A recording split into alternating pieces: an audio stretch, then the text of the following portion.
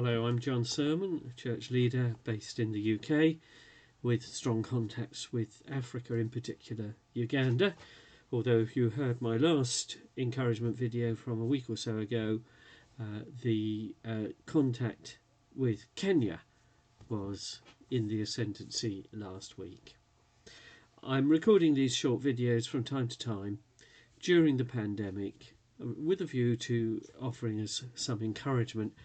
The reality being that the whole of humanity has been hit by an appalling situation that's causing a great deal of distress, and we need encouragement as we are navigating our way through the situation. Here in the UK, we are a couple of weeks into an easing of the restrictions such that we are hoping that a greater degree of normality can become the settled way forward without having to go back to restrictions. I know that in Kenya, Uganda and many other countries you're not in that position, and severe restrictions are necessary even now. And obviously we hold you and other similar countries in our thoughts and prayers all of the time.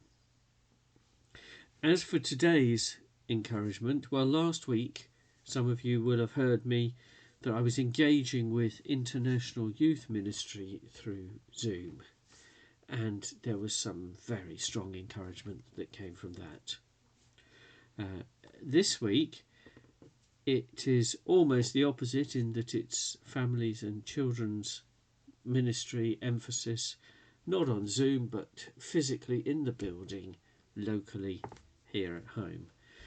We are 2 days into our annual holiday club, and whereas many churches offer such activities specifically for children and with very often youth and young people as additional team and helpers, and indeed I've done that a number of times in various churches I've served. This time we're doing it differently, partly as a precaution with the way pandemic sensible steps are still needed. We're having the children and their parents together. So we're currently hosting typically around 10 adults and 28 or 30 children each morning in the building, sat in their groups with their own parent or other responsible adult for much of the time, and still maintaining some social distance and wearing masks some of the time. And we're not doing full catering like we would hope to, just a snack partway through the session and then giving out a packed lunch which we all take to the neighbouring park. I have to say this is encouraging for me, because after a year and a half almost of not being able to engage so much within the building, for many months not at all within the building, and having so many limits on how we can interact with the young families, to have that redressed this week is really, really helpful. And I know it's only for the few families who can attend, but we are learning in an all-age setting. We are exploring together what it means to worship, who we worship, why we worship, where, when, how. And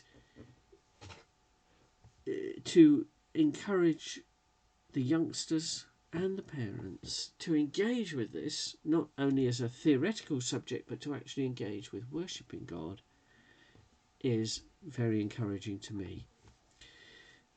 And I hope it has a wider application, because we would not want our worship to be a limited thing, but it feeds our whole lifestyle, our way of being, a life of the unquenchable